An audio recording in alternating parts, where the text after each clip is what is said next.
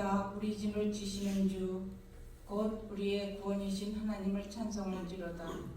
전능하신 하나님 아버지, 오늘 거룩한 주일 맞이하여 예배를 통해 만나주심에 감사드리며 경배와 찬양을 올립니다. 우리는 연약하여 수시로 흔들리는 갈대 같아 우리의 의지만으로는 스스로 어떤 죄도 완전히 떨칠 수 없음을 고백합니다.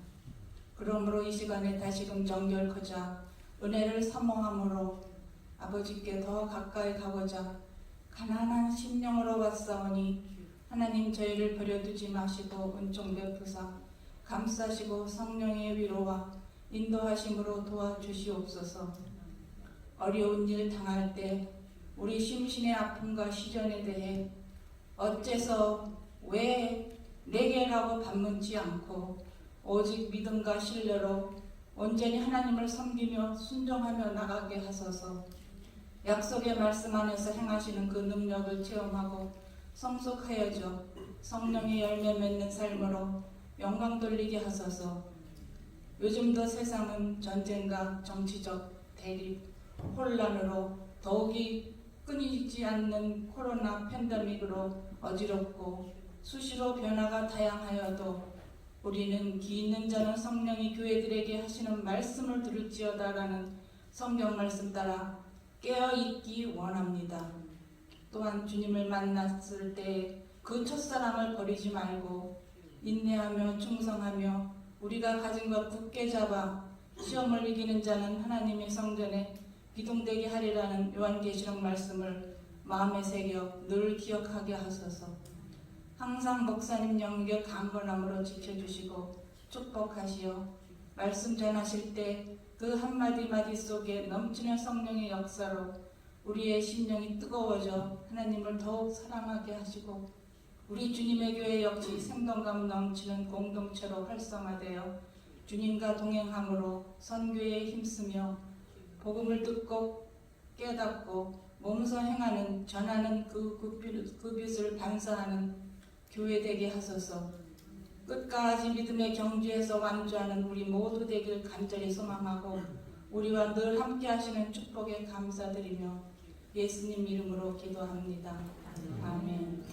히브리서입니다. 13장 8절로 16절 말씀을 제가 읽겠습니다. 히브리서 13장 8절부터 16절까지입니다. 예수 그리스도는 어제나 오늘이나 영원토록 동일하시니라. 여러 가지 다른 교훈에 흘리지 말라. 마음은 은혜로서 굳게 하기 아름답고 음식으로서 할 것이 아니니 음식으로 말미암아 행한 자는 유익을 얻지 못하였느니라. 우리에게 제단이 있는데 장막에서 섬기는 자들은 그 제단에서 먹을 권한이 없나니 이는 죄를 위한 짐승의 피는 대제사장이 가지고 성소에 들어가고 그 육체는 영문 밖에서 불사름이라. 그러므로 예수도 자기 피로서 백성을 거룩하게 하려고 성문 밖에서 고난을 받으셨느니라.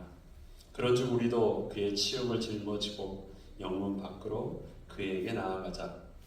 우리가 여기에는 영구한 도성이 없으므로 장차 올 것을 찾나니 그러므로 우리는 예수로 말미암아 항상 찬송의 제사를 하나님께 드리자. 이는 그 이름을 증언하는 입술의 열매니라. 오직 선을 행함과 서로 나누어 주기를 잊지 말라. 하나님은 이 같은 제사를 기뻐하시느니라. 아멘. 오늘은 영문 밖으로 또 그에게 나아가자는 제목으로 하나님의 말씀을 묵상하려고 합니다. 오늘 읽었던 8절에 보면 예수 그리스도는 어제나 오늘이나 동일하시다라고 고백합니다.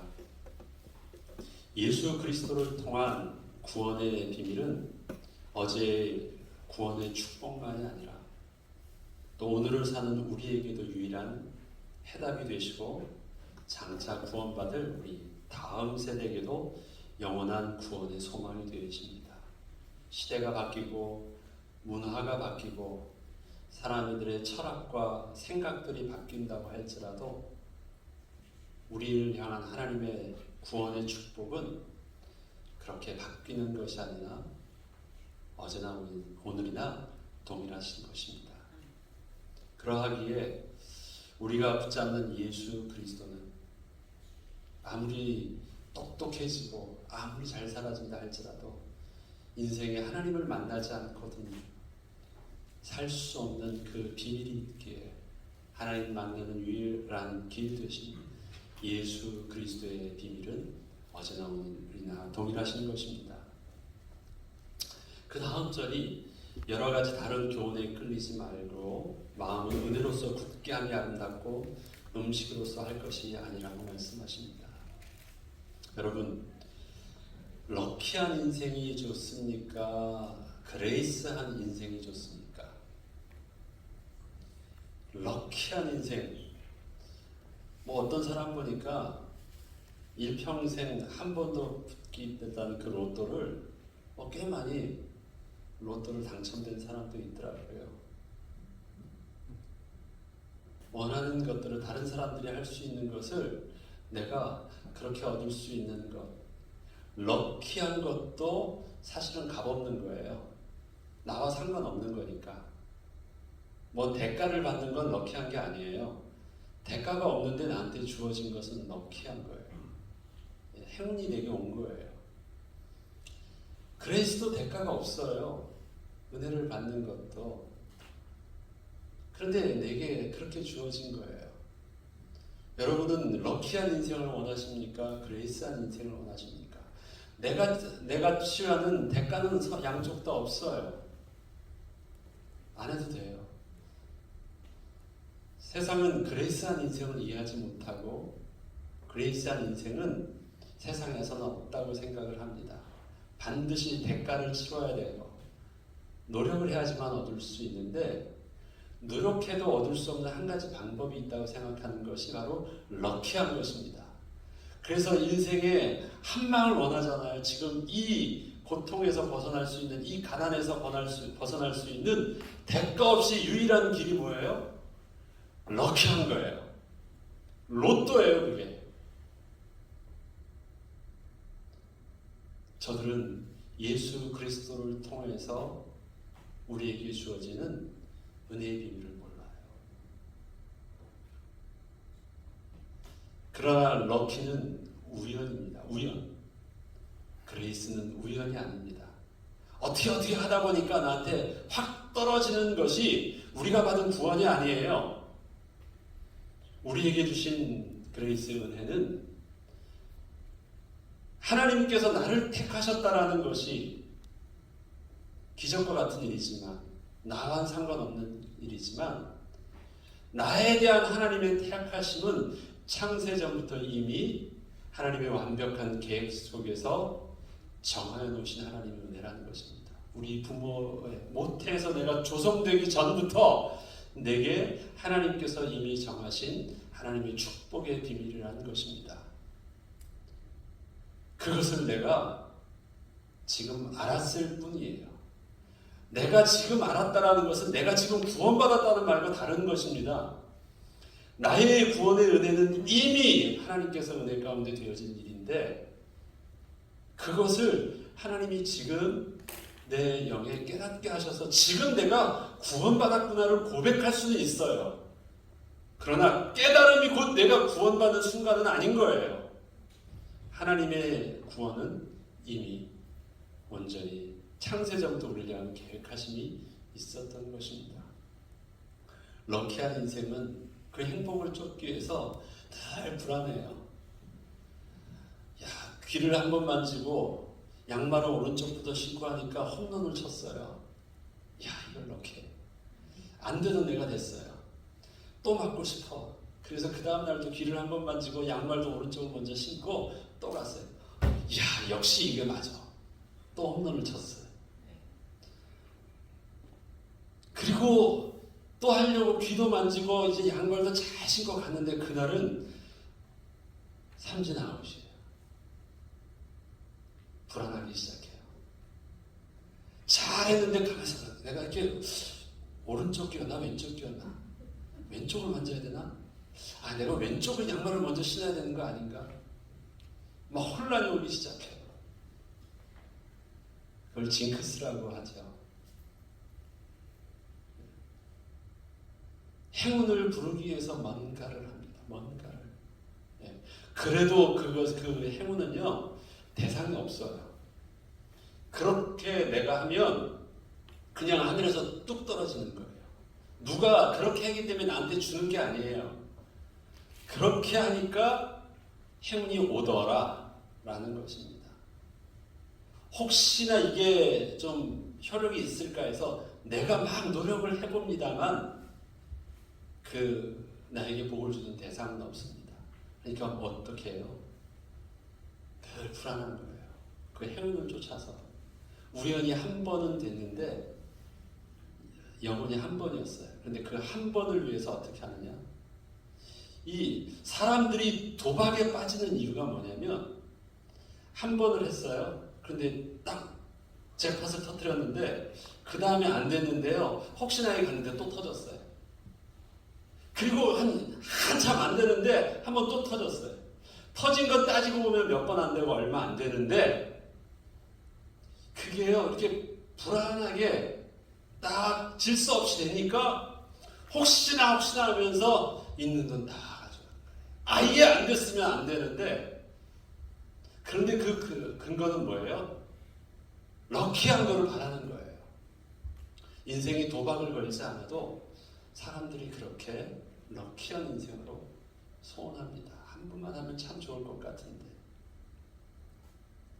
은혜는 그런 것이 아닙니다. 은혜는 내가 은혜를 받았다라는 것은요 전제 조건이 있어요. 누군가 주신 분이 있는 거예요. 은혜를 내가 받았다라는 것은요 주신 분이 있는 거예요.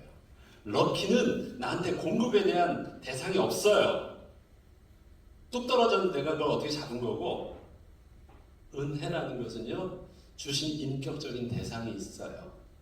그래서 나는 그분에게 받았는데 왜 나에게 대가 없이 주셨지?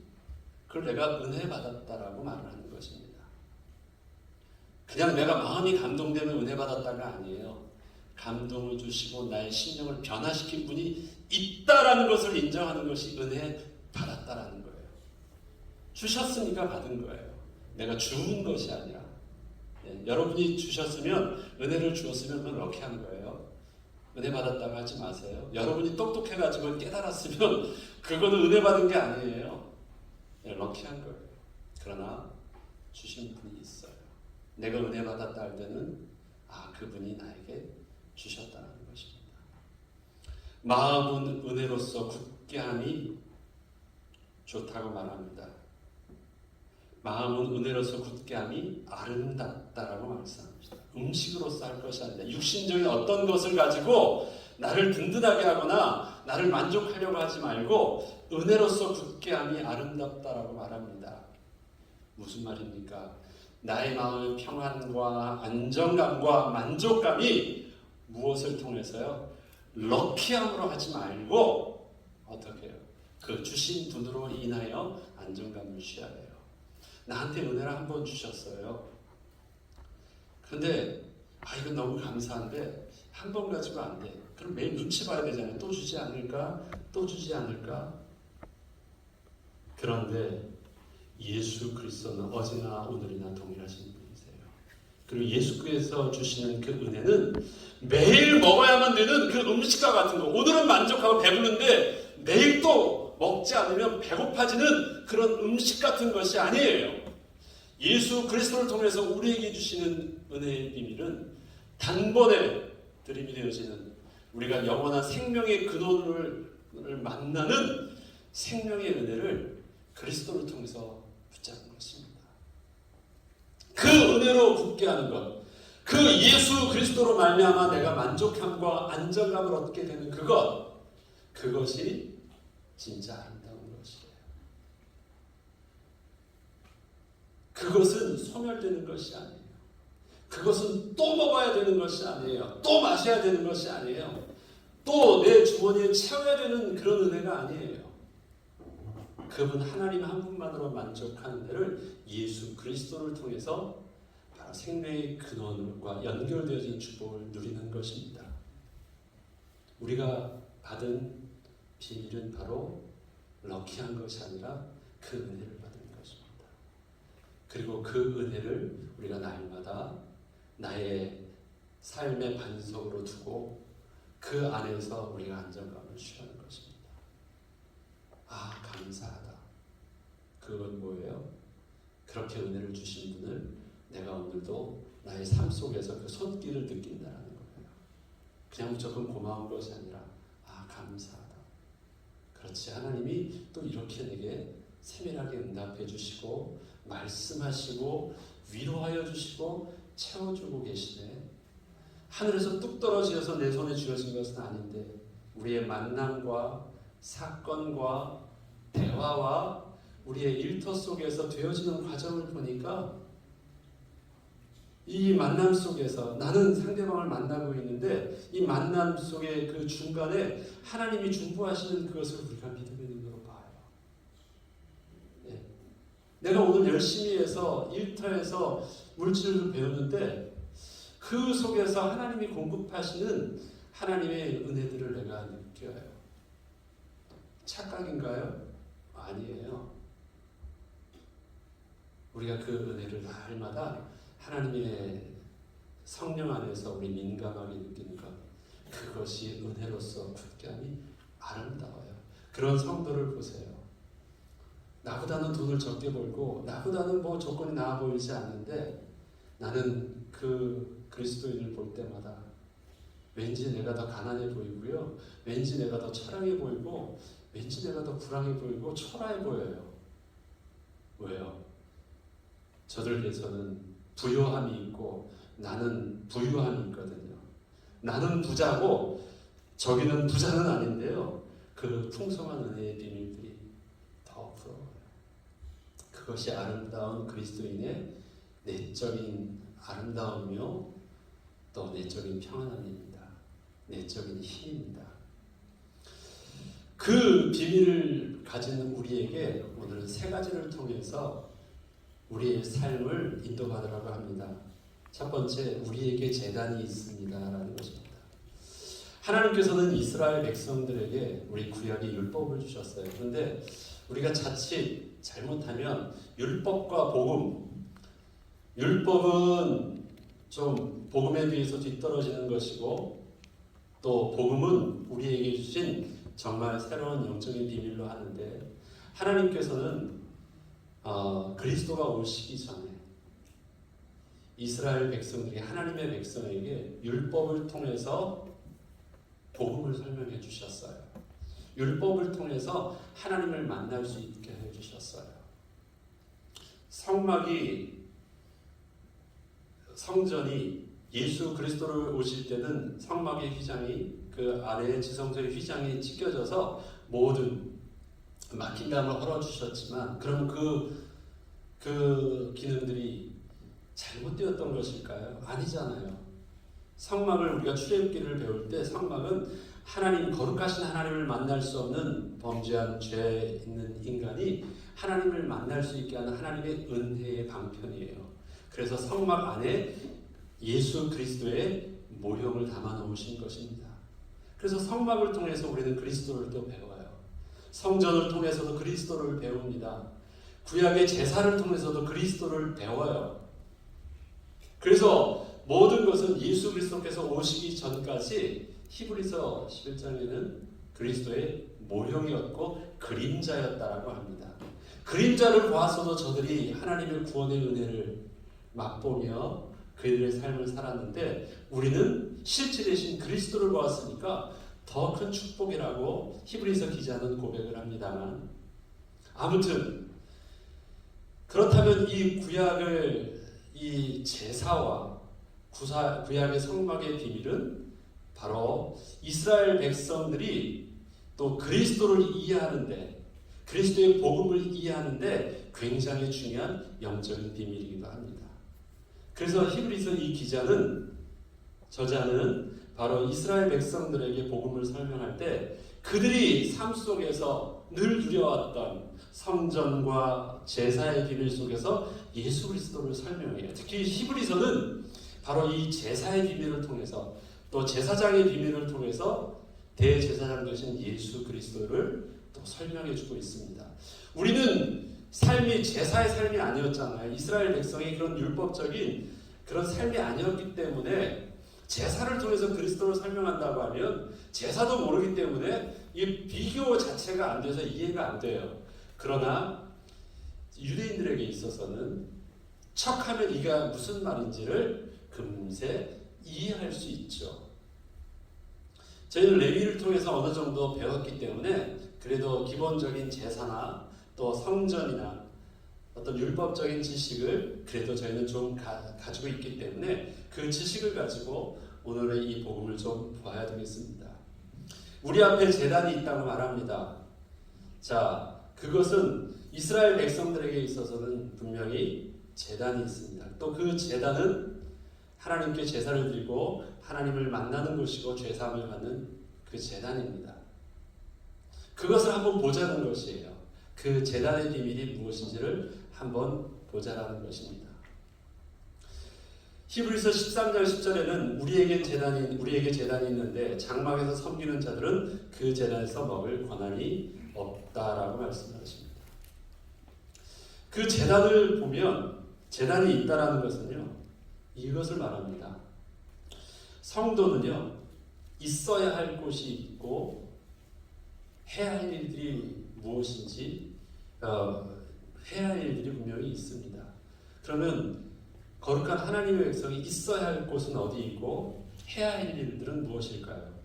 베드로전서 2장 9절 말씀 잘 아시죠? 오직 너희는 택하신 족속이요 왕같은 제사장들이요 거룩한 나라여 그의 소유된 백성이니 이는 너희를 어두운 데서 불러내어 그의 귀한 빛에 들어가게 하신 이의 아름다운 덕을 선포하게 하려 하십니다.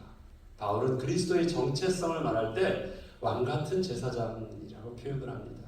거룩한 나라요 하나님의 소유된 백성이라고 말을 합니다.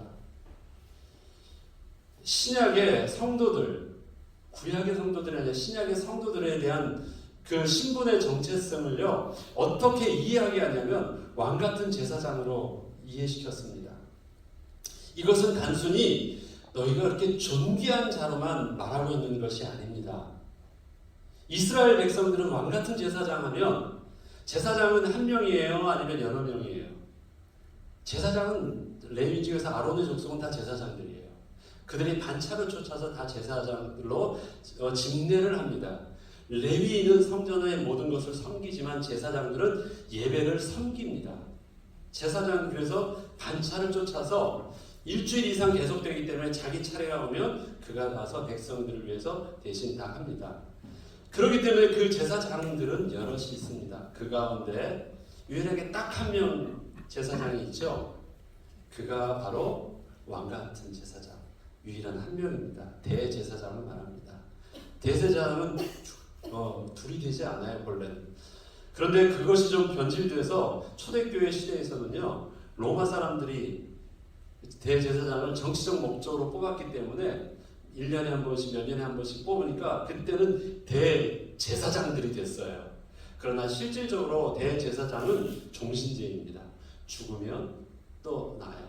근데 그것도 선거를 통해서 아니면 오래된 장로가 되는 것이 아니라 하나님께서 택하신 자를 통해서 그렇게 하도록 되어 있는 것이 대제사장입니다.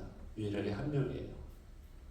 그런데 우리의 비밀을 제사장의 비밀로 하지 않고요. 왕같은 제사장의 비밀로서의 성도의 정체성을 그렇게 했습니다. 왜냐하면 하나님의 아름다운 덕을 선전하게 하기 위해서. 사명을 준 사명이 바로 그렇게 왕같은 제사장의 직분입니다. 그 제사장의 직분을 통해서 오늘 본문을 보면 이해되어지는 것이 있습니다. 네. 대제사장이 일반 레위인이나 일반 제사장들과 근본적으로 다른 유일한 직분과 사명이 있죠. 그게 뭡니까?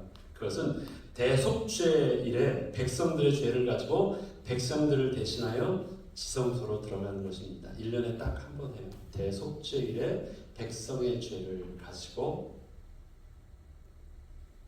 지성소로 들어가는 것 아무나 하지 않습니다. 제사장들이 성소에 들어갑니다. 근데 성소에서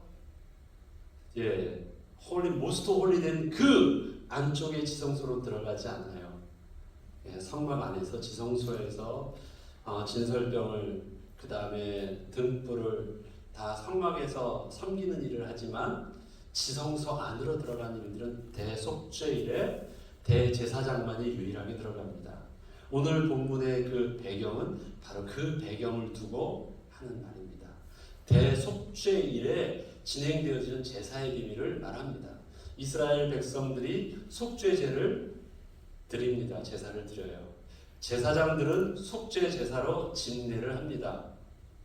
그렇지만 대속죄일에 1년에 딱 한 번 하는 대속죄일에 이스라엘 모든 백성들이 다 한 자리에 모여서 하는 대속죄일은 딱 한 번 합니다.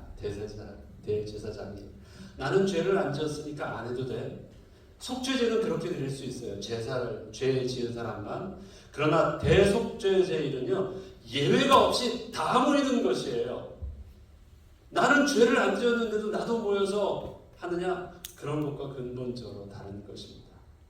대속죄제일에 그때 하는 제사는 조금 특별한 것이 있습니다. 그때도 속죄 제물을 써요. 이 속죄 제물을 들고 들어갑니다. 속죄 제물, 제사를 진례하면 기본적으로 그 진례했을 때 그 속죄 제물의 또 정한 부분은 진례한 제사장의 몫으로 돌리는 것이 법입니다. 하나님의 법으로 허락해 주신 것입니다. 근데 이 대속죄제일은 일반 속죄제와 다른 것이 하나 있습니다. 일반 속죄제를 통해서는 그 피를 어떻게 하느냐? 제단 주위에 뿌리고 제단에 뿌립니다. 그런데 대속죄제의 피는 들고 지성소로 들어가서 지성소 앞에서 뿌립니다. 그 언약궤 앞에서 뿌립니다. 지성소 안으로 들어가서 뿌린 그 피의 그 제물은 제사장이 먹지 않습니다. 제사장의 몫으로 돌리지 않고요. 이것을 어떻게 하느냐? 영문 밖에 정한 거룩한 장소에서 태웁니다. 완전히. 그리고 그 태우는 것은 일부만 태우는 것이 아니라 완전히 모든 것을 다 태웁니다. 이것이 대속죄제일의 이 제물을 통해서 제사 드리는 비밀입니다. 이 비밀이 있는데 우리에게 제단이 있다라는 것, 또 그 앞에 영적인 비밀을 가지고 그리스도를 바라본다고 할 때 우리에게도 동일하게 제사장의 직분을, 또 왕같은 제사장의 직분을 주실 때 우리에게도 그 제단의 영적인 비밀들을 가지고 우리의 모습과 우리의 사명을 볼 수 있어야 된다는 것입니다. 제사장에게 제단이 있다는 것은 어떤 의미가 있습니까? 섬기는 장소가 있는 것이에요. 그런데 그것은 섬기는 장소뿐만 아니라 그 제단은 어떤 의미도 있습니까? 그가 구별된 장소에서 자기가 몸을 보호하는 장소입니다. 자기 직분을 감당하기 위해서 구별된 장소입니다. 저와 여러분에게 제단이 있습니다. 우리에게서도 주신 직분, 제사장의 직분과 사명이 있습니다.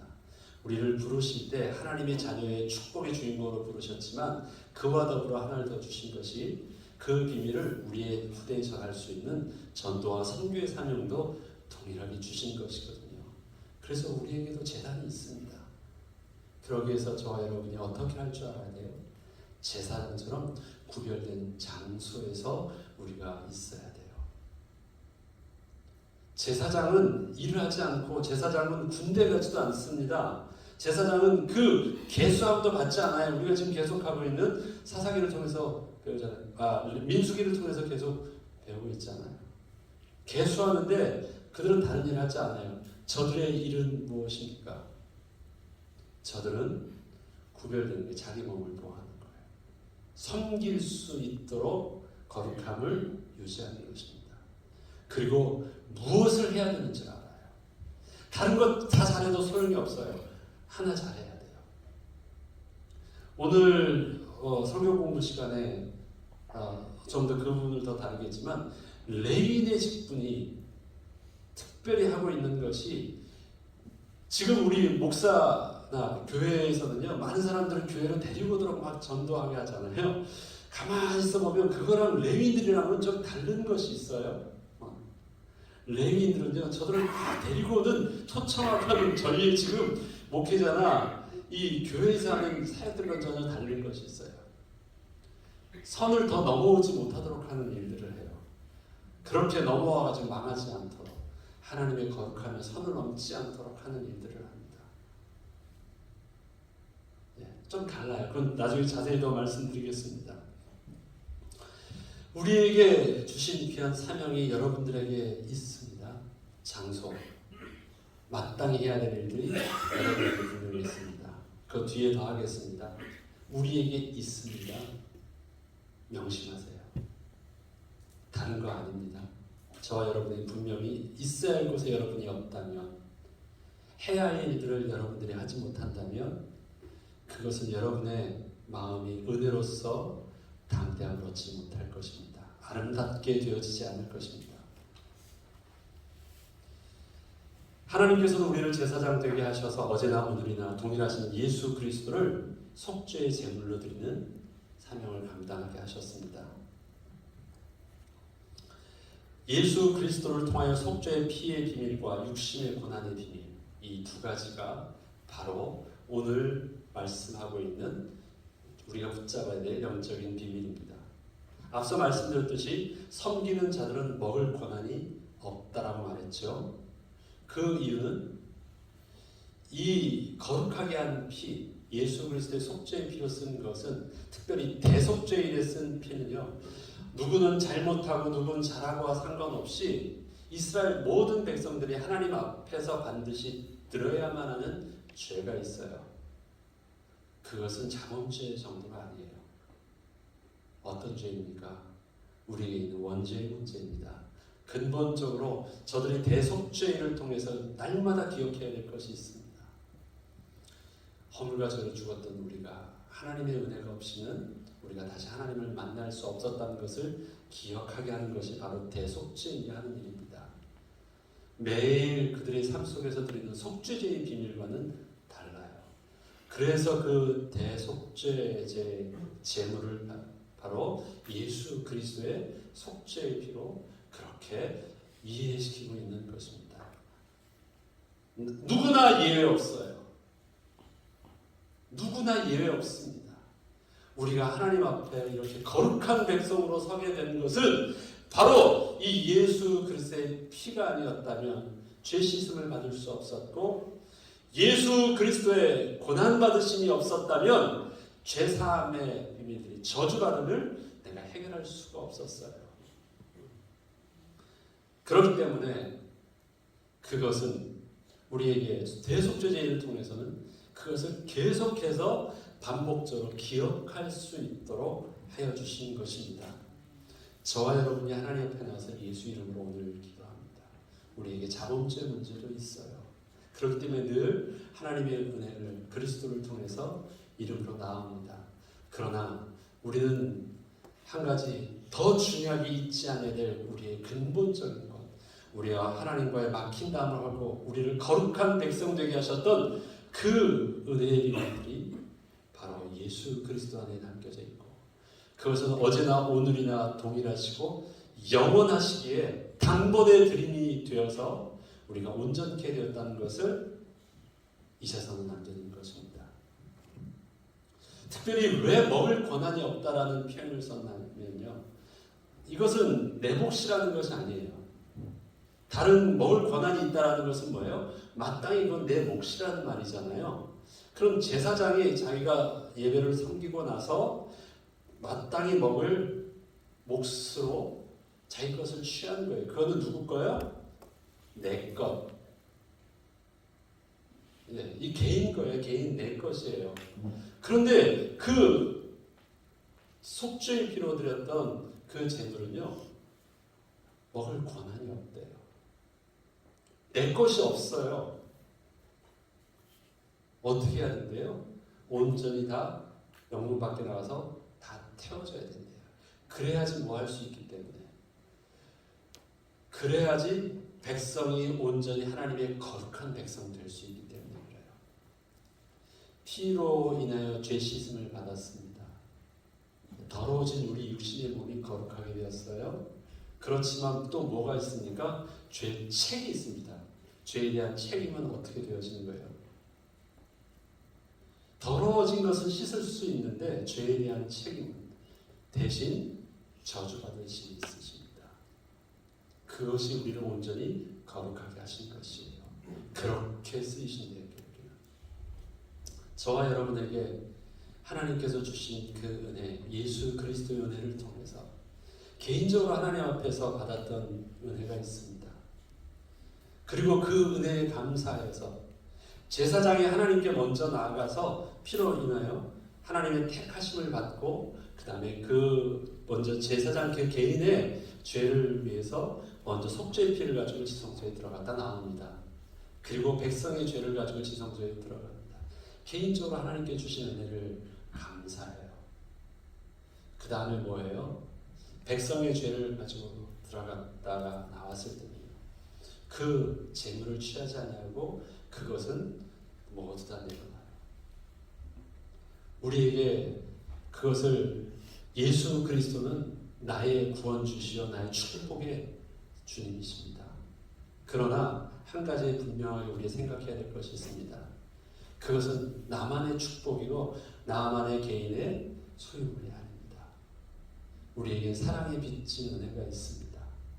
그러하기에 예수 그리스도를 통해서 우리에게 주신 십자가의 영광뿐만 아니라 우리에게 바울은 어떻게 해요? 고난도 함께 받아야 될 부분들을 고백하는 것입니다. 바울은 그 십자가의 영광과 고난의 비밀들을 오늘은 이 대속죄제일의 그리스도의 이 속죄제물 대신 그리스도의 모습을 통해서 잘 설명하고 계신 것입니다. 주님 앞에 거룩함을 입은 하나님의 백성이 또 백성들을 위해서 섬길 때는 어떻게 해요? 값없이 섬겨요. 예수 그리스도의 피로 내가 구원을 받았고 내가 택하심과 내가 은혜를 받았는데 그 예수 그리스도의 피를 통해서 저들을 거룩하게 할 때 어떻게 해요?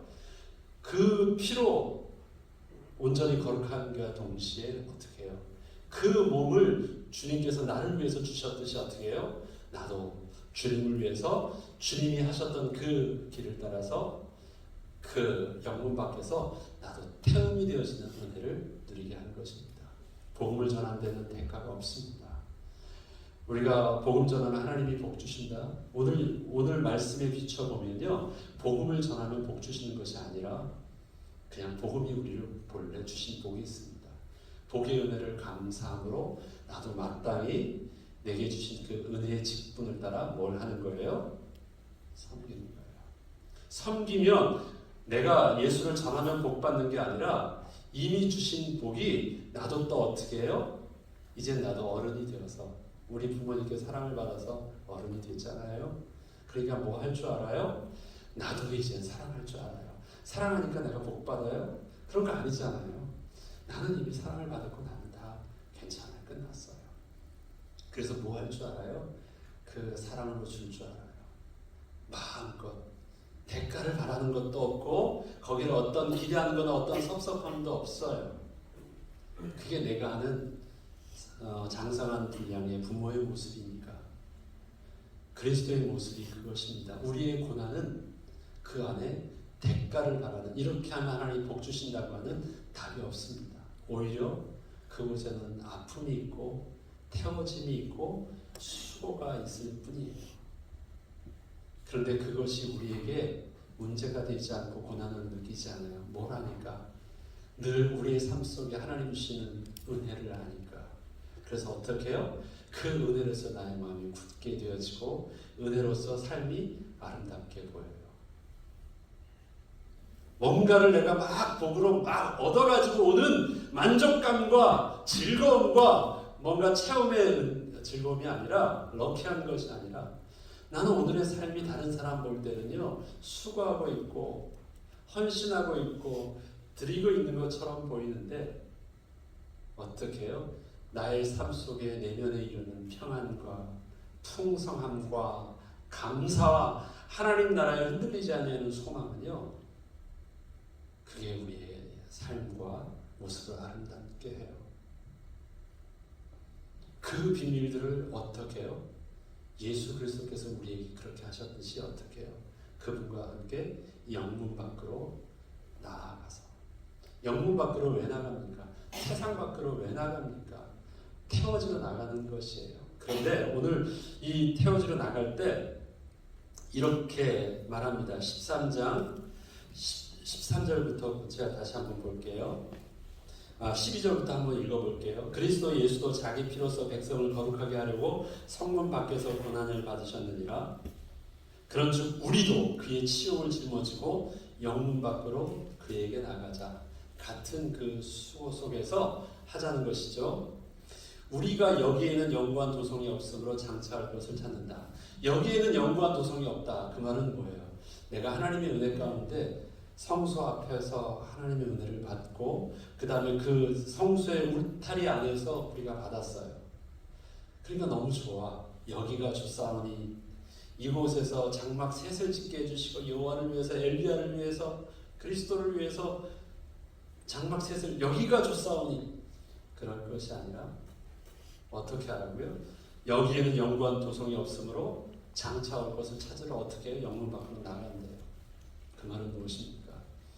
우리가 예수 그리스도로 구원을 받았을 때 우리에게는요 영적인 축복만 있느냐? 그렇지 않더라고요. 우리의 삶이 회복되어지기 시작하니까 막혔던 경제와 막혔던 모든 부분들도 하나님의 은혜를 주셔요. 그래서 삶에 하나님이 주시는 육신적인 풍성함이 있어요. 그러나 그 축복은요 하나님 예수 그리스도를 통해서 약속하셨던 영원한 축복의 비밀이 아니에요. 그것은 지나가는 그냥 하나님께서 이 땅에서 누리게 하신 삶의 축복이에요. 그래서 우리는 거기에 우리의 모든 미련과 인생을 거기다 걸지 않습니다. 지난주에 말씀드렸듯이요. 그래서 어떻게 해요? 그것은 내가 오늘 누렸지만 거기서 울타리를 치고 여기가 주사오니 하지 않고 나는 또 뭐 할 줄 알아요? 감사합니다 하고 나의 지향점은 어디에 있습니까? 또 밖으로 나가는 거예요. 주신 것은 주신 것인데 바울은 이렇게 고백합니다. 내가 그리스도를 통해서 받은 것, 잡은 것을 잡은 것으로 여기지 아니하고 오늘도 또 표대를 향하여 부르신 부름의 소망을 따라 또 나아간대요. 잡은 것이 없다라는 것이 아니에요. 그런데 잡은 것을 여기지 아니하고 잡힌 바 된 그것을 향하여 표대를 향하여 나간대요. 내가 잡은 것 말고 나를 이끄신 하나님의 은혜 가운데 또 가신대요. 조금 더 있고 싶은데 이끄심이 더 빨라. 그럼 어떻게 해요? 네 그렇게 하세요 하고 또 가는 거예요. 왜 그럴 수 있습니까? 이 땅에 있는 것은 영구한 도성이 아니기 때문에 또 내려놓고 우리는 여기가 좋사오니 하지 아니하고 우리는 나가요. 우리의 지향점이 그렇습니다. 그래서 계속 어떻게 할 줄 알아요.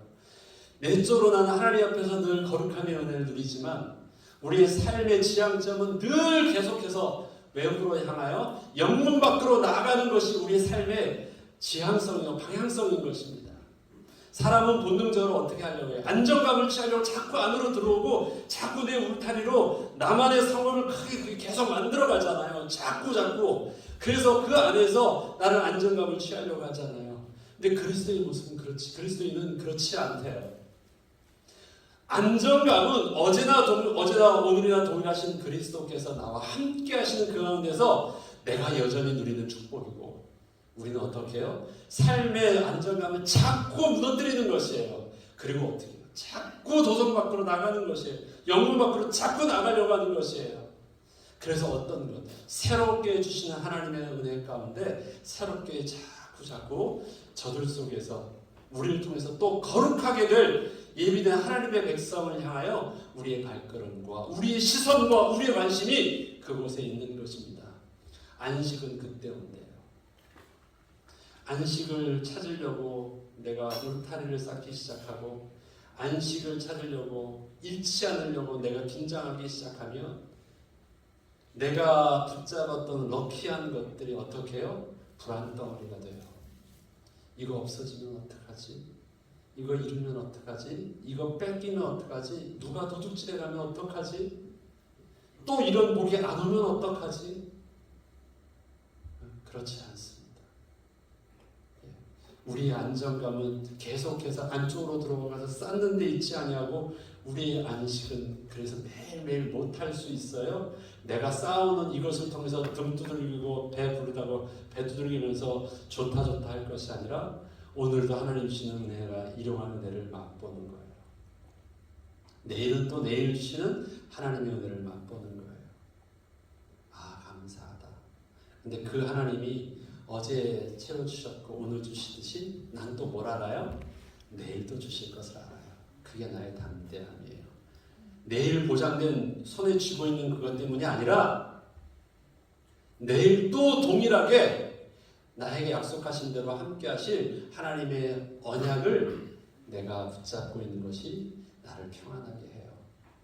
여러분이 그 은혜의 비밀로 평안하지 아니하고 오늘 여러분들의 만족함이 다른 사람보다 더 많이 쌓아놓은 어카운트의 이 잔고와 다른 사람보다 더 성취한 어떤 그것 때문이라면 오래가지 않을 것입니다. 말씀을 정리하겠습니다.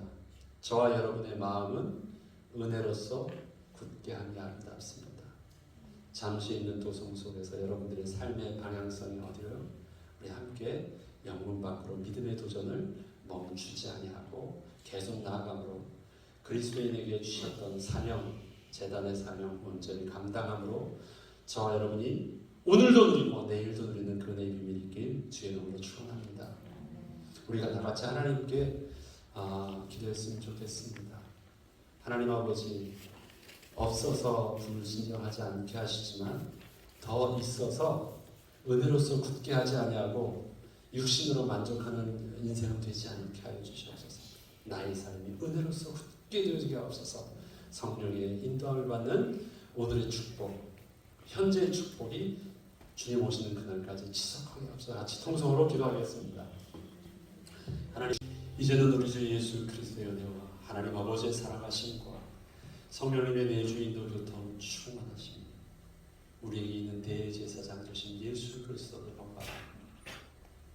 그리스도의 십자가의 피의 비밀을 통해서 우리의 죄사함과 거룩함을 입고 그 영광의 비밀을 또한 우리들도 그리스도의 직분을 우리에게 제자의 직분으로 허락하심을 알고 감당하기 위해서 이 땅에서 안주하는 삶을 살지 않으며 그리스도와 함께 영문 밖으로 나아가 또 저들을 새롭게 하나님의 백성으로 만들기를 소원하며 주신 직분 사명 감당하기를 소원하며 주 앞에 다시 헌신한 주의 백성들과 주님의 교회 위에 지금부터 영원토록 함께 있을지어다.